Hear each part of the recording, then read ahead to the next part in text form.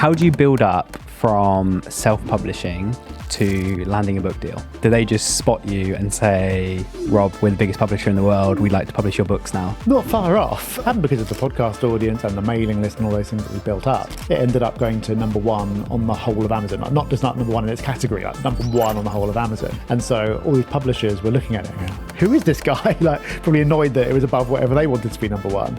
And so I just started getting these random emails. So I'm just normally in the habit of just like deleting stuff really quickly. So I delete. Nearly deleted it. I was like, hang on, Penguin. And so I read it, and it was just someone getting in touch and saying, we really like your book.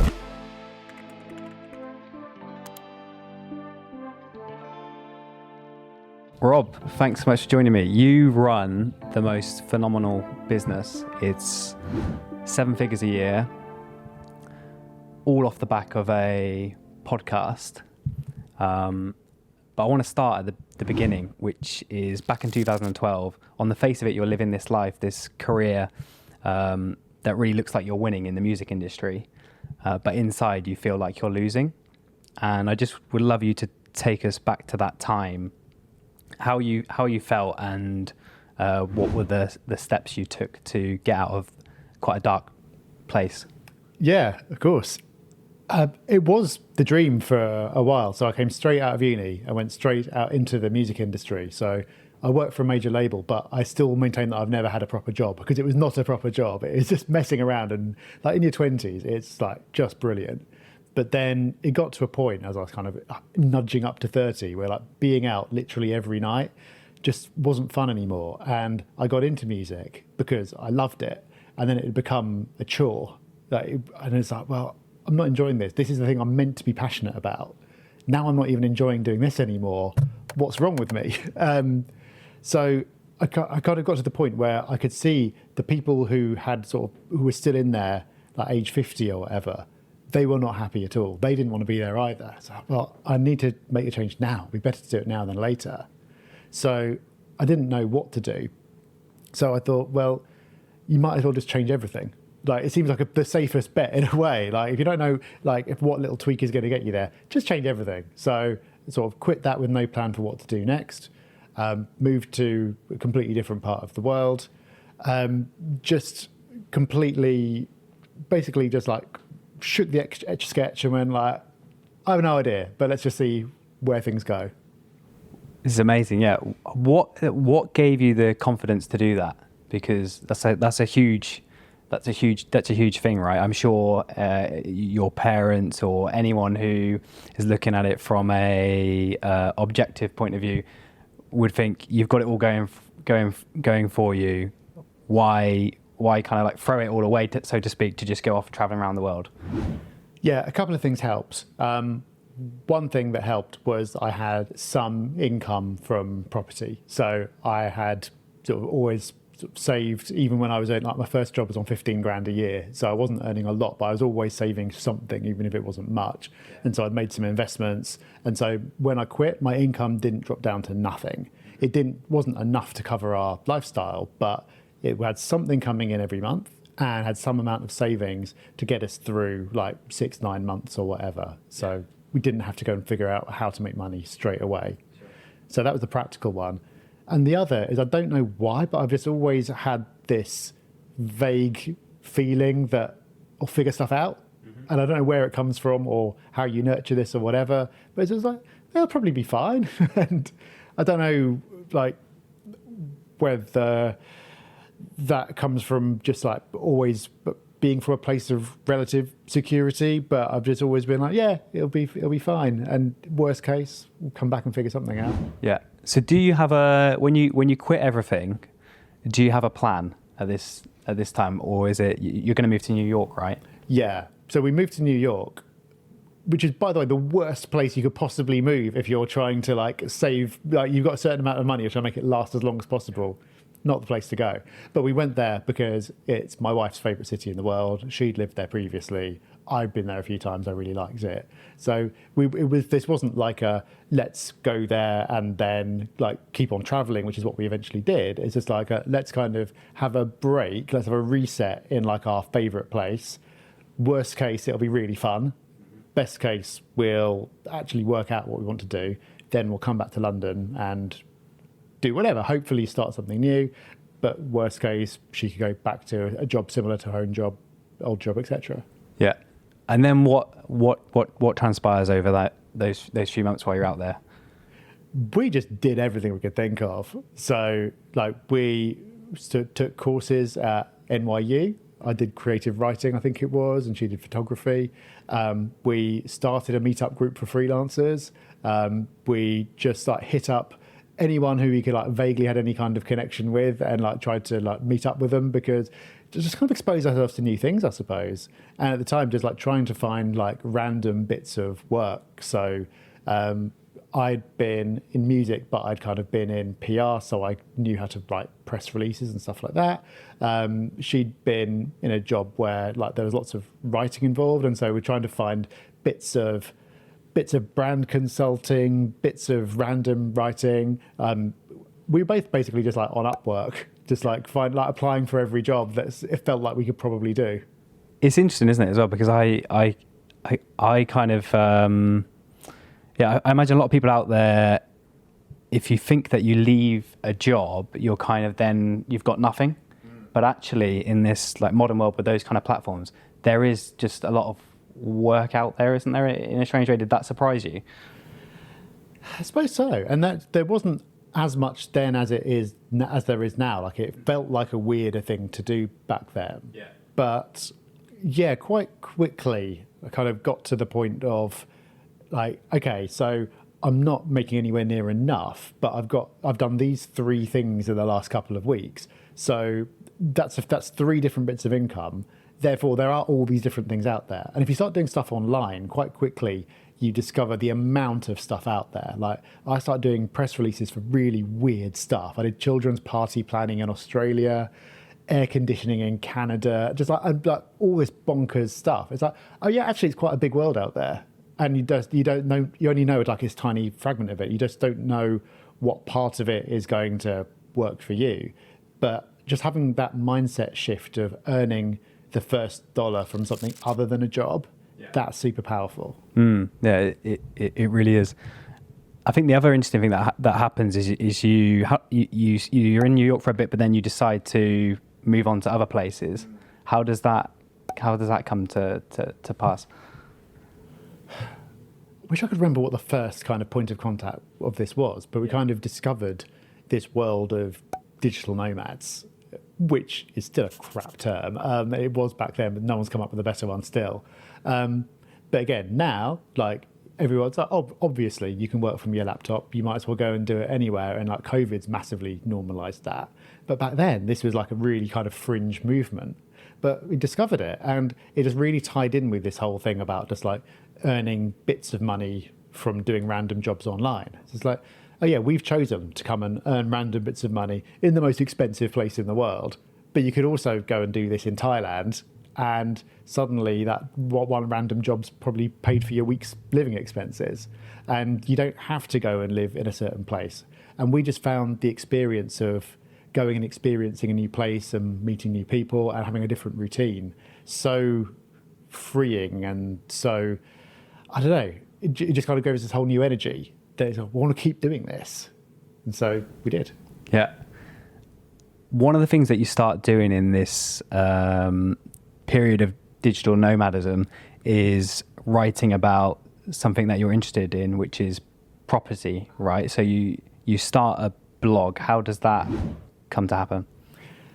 I don't know why I got the idea to do it, but I remember sort of saying to my wife, like, I want to do this thing, and it's probably a stupid idea, and I don't know why, but I just want to do it. And I kind of felt I needed to ask for her permission because it was taking my time away from things that could actually earn money. Ironically, it was actually the thing that earned all the money in the end. But I remember like writing the first blog posts for it, like in a laundrette, like while I was waiting for washing to be done, just kind of sitting there typing away and just really just trying to like entertain myself. Like I like to write stuff down to help me understand stuff, but I also like to try and make myself laugh and just do something. So I just kind of did it, and it was just fun. And then off the back of that, I got the idea of starting a podcast, and that was purely to meet other people who were in this industry. He's like, I know a little bit, but I knew I didn't know much, but I didn't have the confidence to just like cold email or cold call someone. But it's like, but if I say it's for a podcast and it's an interview and I'm recording it, then it feels legit. So that's what I did. It's a genius hack, isn't it? I've only done 3 or 4 episodes of this podcast, but yeah, it's an amazing hack. If you ask someone for a coffee, they're going to say no. But if you ask them to do an hour podcast, they're going to say yes. So you can get access to amazing people. It's an amazing hack. But back then, like, podcasts aren't even a thing, are they? So, and is anyone even reading your blog? Like, I'm curious, why are you, like, what gives you the confidence to just keep doing this thing? Is it just because you purely enjoy it? You're like following a genuine curiosity? I think it just was fun, and I don't remember kind of like obsessing about the analytics or anything else, or stressing about what it was going to become. It was just a thing that I did because it was fun, and if it failed, then no one was listening or reading it anyway, so no one would know. I could just stop and no one would ever know. And I didn't tell anyone, like any of my friends from like my previous job or friends from school. I didn't tell anyone about it, so there was no kind of risk of embarrassment. So yeah, it was just kind of like, why not? But is anyone reading it or listening at that time? How are you promoting it?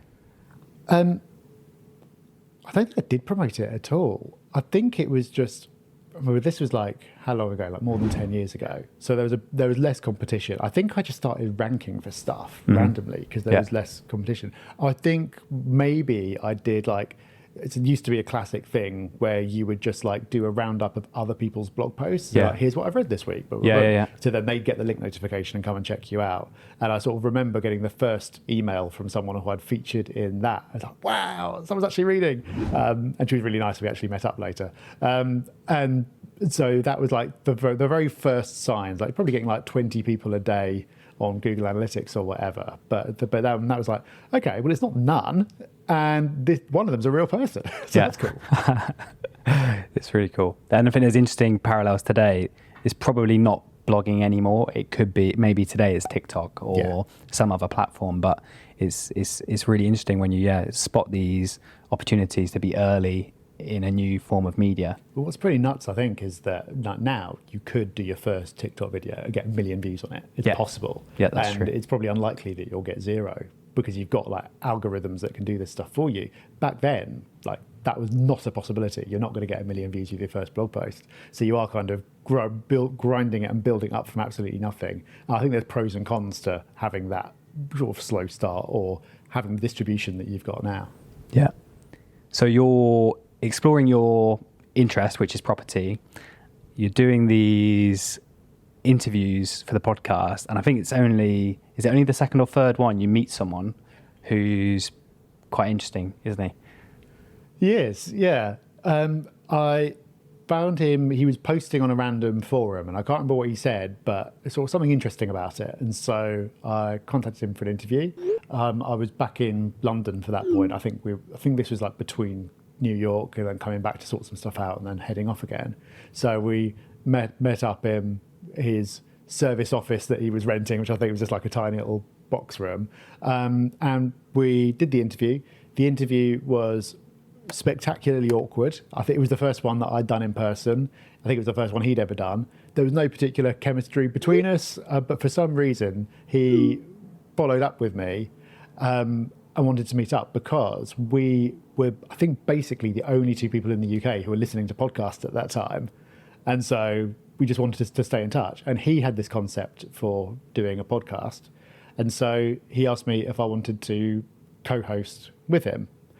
So obviously I said yes, because what else am I doing? But I was heading off to Thailand the following week. And so we started recording it like when I was out in Thailand. But that was the guy who I've sort of been podcasting with for 10 years, and we've built all our businesses together. Yeah. Tell us a bit about that journey. How do you go from, I think it probably is a well-known framework now, which is, build an audience and then create products and services that serve them. And there's been some phenomenal businesses built off the back of that framework. How do you make it happen actually? Well, I think we got lucky with the podcast because at the time we were like the only one talking about property in the UK. So people would go into Apple Podcast or iTunes as it was then and type it in, and it was us or nothing. So you kind of stuck. And so with that, we started getting reactions pretty quickly, which is lucky because if it had taken 6 months, I don't know if we would have carried on, but it sort of actually started getting somewhere. And so, Rob, who's another Rob, who's my co-host and business partner, he had a business in property, pretty small scale, and so he quickly started actually getting business through this podcast. And it wasn't long until like he was able to stop doing all the other things that he'd been doing. Like he was running ads and like calling lists that he got from places and all this stuff. He was able to stop doing it because it was all just coming from the podcast. But what we did was we never pushed products. We just kind of let the right people who were listening kind of find their way to what at the time he offered, but weren't aggressive about it.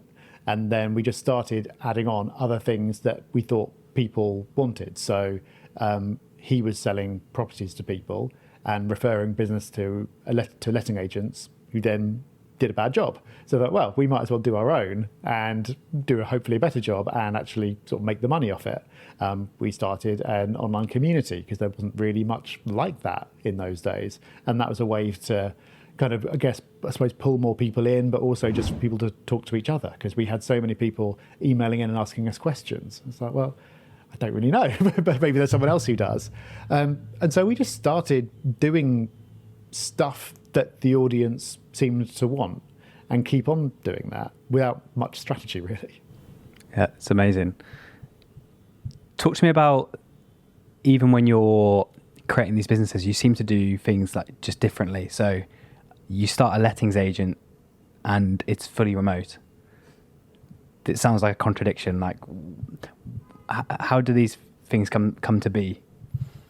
I think what we've always done is copy something different from what everyone else is copying, because everything in business and life is copying basically, but we were always looking somewhere different. So rather than kind of copying the letting agent down the street, we were looking at like what all the kind of the online like business owners, podcasters, people like that were doing, and sort of we were following Buffer at the time, who like they were doing a lot of stuff about being remote and like talking about that experience. It's like, oh well, if they can do it, it makes sense for us to do it, because then you've got a wider hiring pool and all the rest of it. It just seemed obvious because we had this model for someone else who was doing it, but no one else was really reading that kind of stuff or listening to it at the time.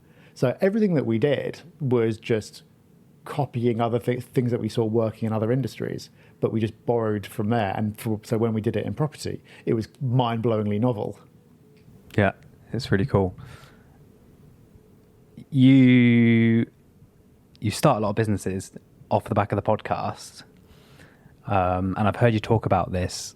How do you think about which types of businesses you should start?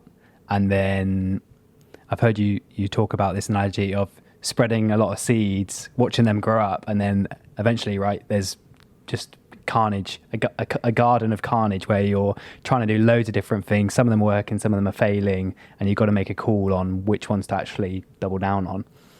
Yeah, I think there are two interesting things that we did.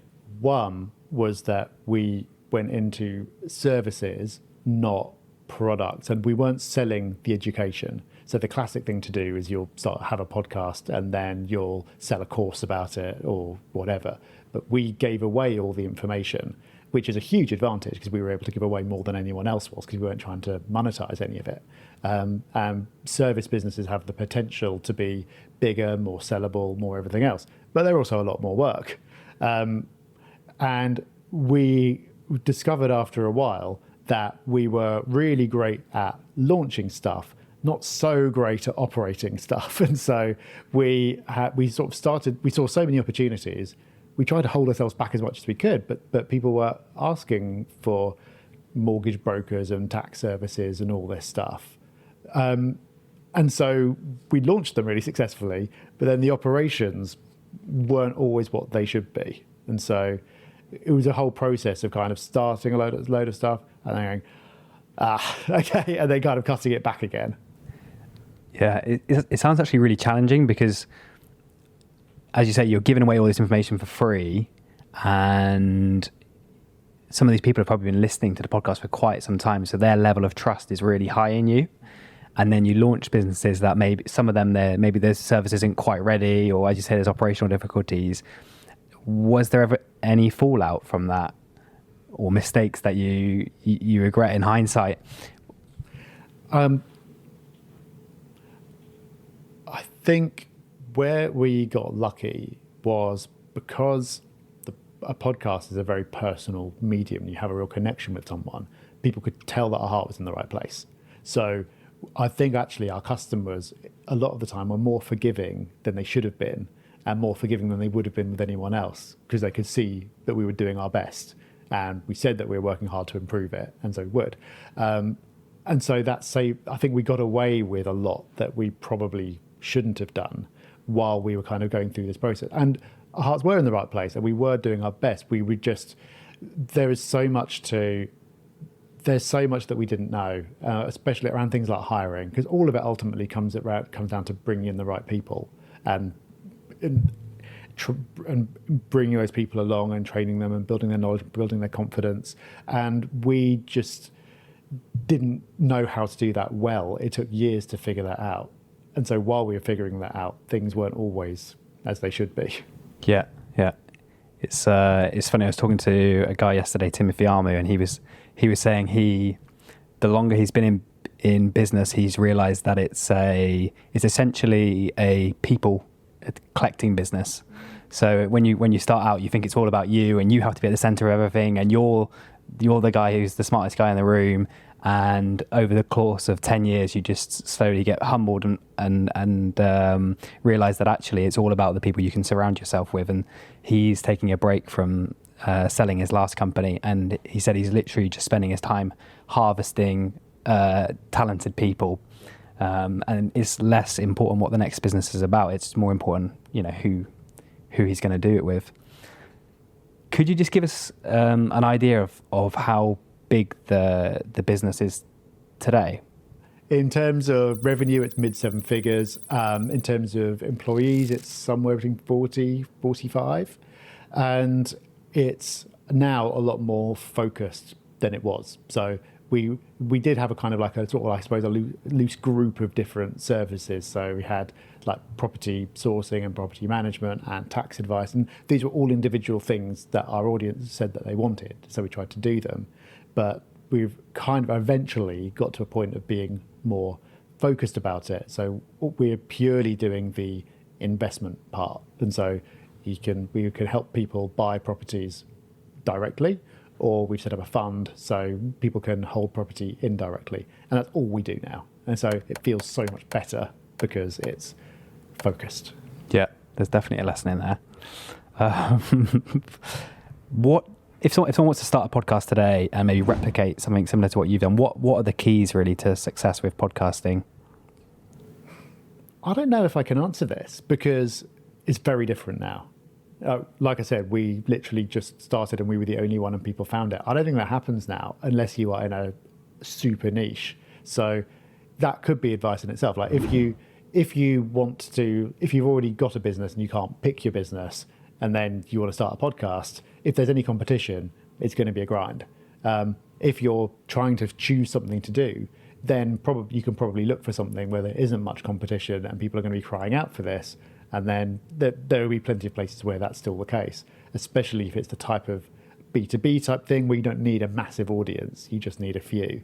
But I'd say probably if you're looking to start something a bit more mainstream and generic, a podcast is probably not the way to do it now. They're amazing in terms of the relationships you build with people, and having someone in your ears for like half an hour a week could not be any more different from like reading a blog post or even like a 30-second video clip. So the connection's incredible, but growing it is so much harder now. Yeah, I 100% agree. But I definitely think there are some, even just little stuff from yours, right? Yours is called the Property Podcast. So if anyone ever searches the Property Podcast, guess who's coming up in the top results? Yeah, that was Rod's genius. I remember we were talking about names, and I was trying to think of all these like clever sort of like puns and stuff. It's like, well, it's a podcast about property. It's Yeah. like, yeah, what a great idea. Yeah, exactly. Often it's the most obvious answer. And I think there's a whole, I've got another friend who's got a marketing podcast. He hasn't done it for about 3 years, but it still gets a good level of downloads simply because people are just searching marketing. And as you say, I think it's such an interesting debate. Have we reached peak podcast?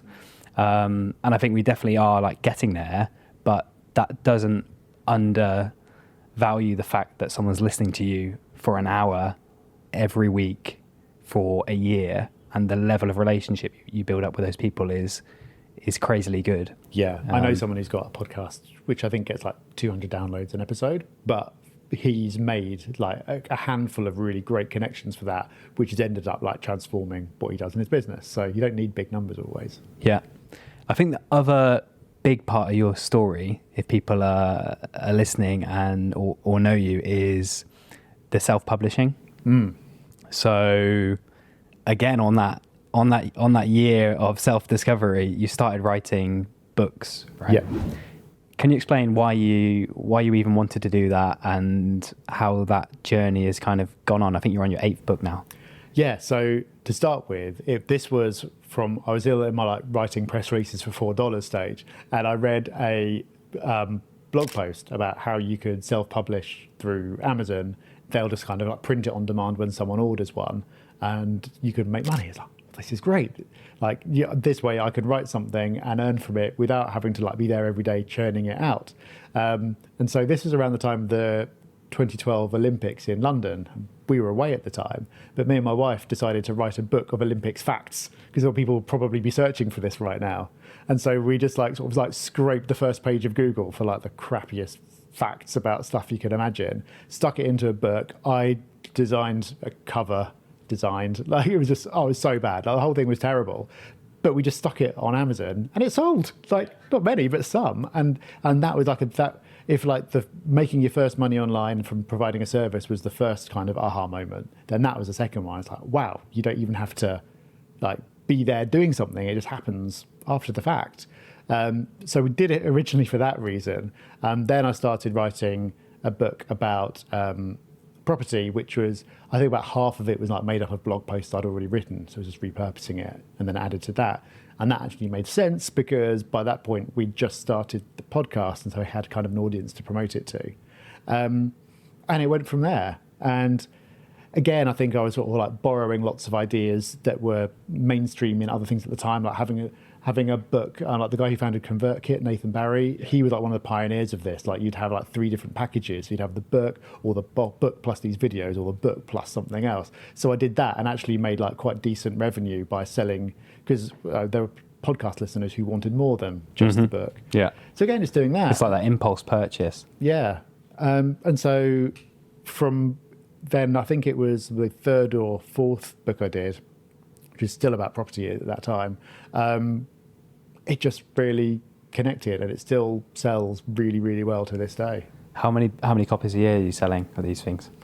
How many? It'll be over 12,000, but I don't know the exact number. Yeah. And what's unbelievable is essentially these first books you're writing, you're just learning as you go, right? So there's a big lesson in there. You don't need to be an expert.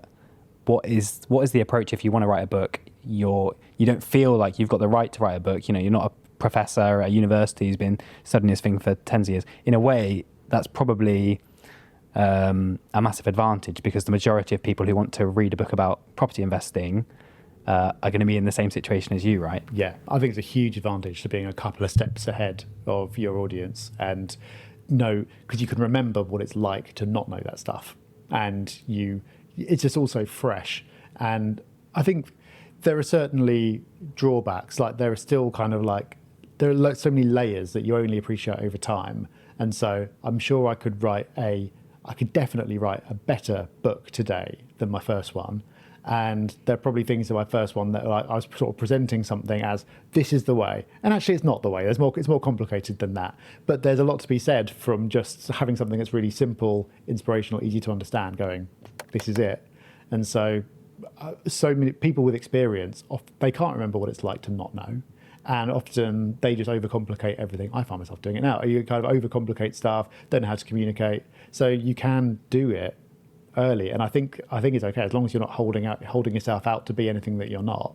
Then people can decide for themselves. How do you build up from self-publishing to landing a book deal? Do they just spot you and say, Rob, we're the biggest publisher in the world, we'd like to publish your books now? Not far off. It happened because of the podcast audience and the mailing list and all those things that we built up. So this is my first non-property book. So it's about the economy and how things got to be the way they are and explaining everything, which again, I just started writing for myself. And because I sort of pushed it through the podcast and the mailing list and everything else, it ended up going to number one on the whole of Amazon. Not just number one in its category, like number one on the whole of Amazon.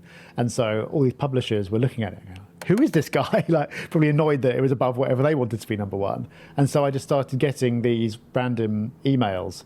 And I'm just normally in the habit of just like deleting stuff really quickly. So I delete. And I nearly deleted it. I was like, hang on, Penguin. And so I read it. And it was just someone getting in touch and saying, we really like your book. And so I had no plans to traditionally publish because self-publishing, you make a lot more money and you've got control.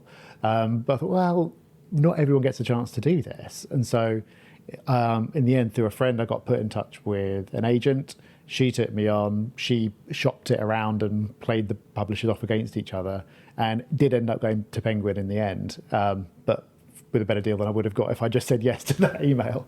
So that's basically the power of having an owned audience, right? The email list, the podcast, all these people who are interested in following you. Massively. It's just crazy.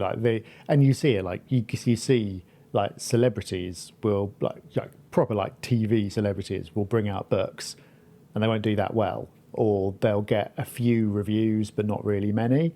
But if you've got an audience who you've built over time and they really buy into you, then you can get like hundreds of reviews, not like genuine ones, but and stuff. But because you've got nowhere near the level of fame, but because you've been interacting with this audience and these mediums that you own every week, it's completely different. I don't know how much you can say, but what's the mechanics of a book deal as well? Do you get an upfront fee and then a cut of the sales? Yeah, you get an advance which gets paid out in stages. So you get some when you sign, some when you deliver, and some when it gets published, I think. And it's basically you try to get the maximum advance that you can, and then you have to kind of like earn that out from sales. So let's say that you end up getting £1 a book. So every book you sell, you're paying back effectively that advance, and then eventually, you hope that you actually earn it out, and so you've paid back the advance, and then you get sort of the rest of the royalties from that point on. But I reckon you get something like 5 times more per book when you're self-publishing. That's insane. It's a big difference. It's huge. Yeah, that is insane. And are you self-publishing just to Amazon? Yeah. So I think you can sort of technically manage to get into some other places, but it's really hard. So it's basically just Amazon. So Amazon is like, I don't know what percentage of the market, somewhere between 80 and 90 maybe. So you're covering off the big one. When you're with a proper publisher, you're in Waterstones and all the rest of it, which makes some difference, but I'm yet to kind of find out how much. Amazing. So Rob, we've talked a bit about your story. I'd love to just wrap up with some quick fire questions. Of course. And maybe you can share some business ideas for anyone who's listening. So let's start with your biggest high. Oh, biggest high would be like really, really stupid little things like making that first sale. Like nothing ever compares to that.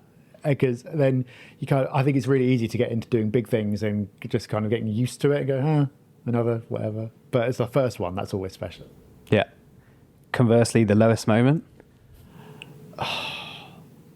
We've had like the lowest 3 months, like really recently, where it was just like everything was going wrong. It was like big, serious stuff, and it's like feeling so trapped under that, and it's like, we should never started this. Yeah. What do you do when you have those moments? 10 years in. This is where having a positive business partner helps. And just having someone else to work with it to really helps. But just kind of like just kept on like get focused and go, okay, everything seems overwhelming. It seems like a disaster, but what's the next step? Then the next one, then the next one, and just work through. Yeah. Do you ever feel like just running away? Yeah, I have done. It's not often, and not for very long. But you just have those moments of like, yeah, I get you. Most creative thing you've ever done to grow the business? ooh, that's a tough one.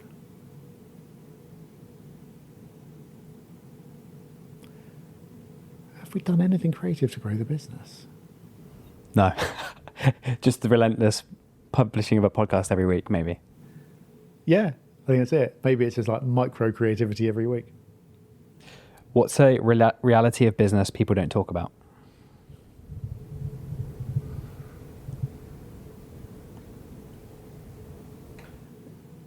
I think how little time you spend doing the thing that got you into it in the first place. And it's very easy to look at the glamour, but the glamour is like a tiny fraction of it. And so, like, what's his name who founded Gymshark will not have been spending a lot of his time in the gym or designing clothes or doing whatever. It's just all just dealing with stuff. And that can be really difficult if you get into something because of a passion. It's really hard when it actually takes you away from that passion. Yeah, it's interesting, isn't it, that advice about pursuing your passion. Biggest mistake?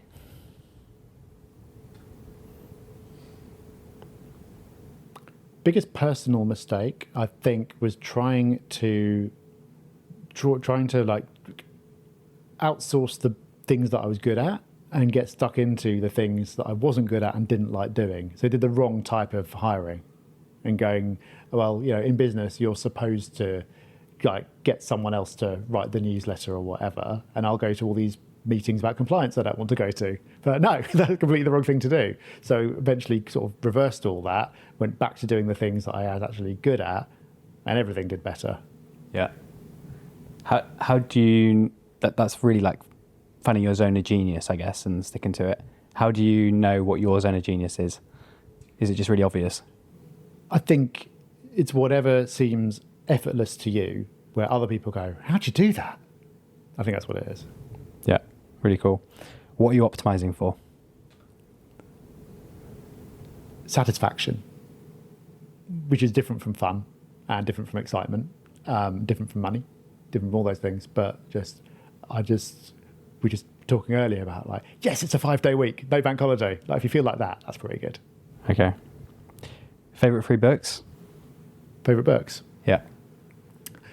The One Thing by Gary Keller. American Kingpin by Nick Bilton. Nothing to do with business, but just a great book. And How I Found Freedom in an Unfree World by Harry Brown. Very cool. And lastly, one bit of advice to your younger self. I think like younger selves, they never listen, do they? So I don't know if it really matters.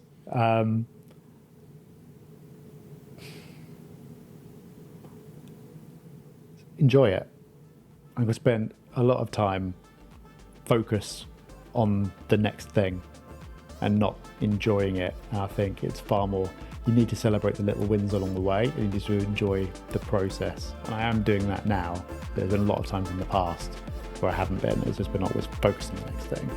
A bit of focus is good, but you've got to have fun as well. Amazing. Thank you so much. I've really enjoyed it, Rob. Cool, thank you.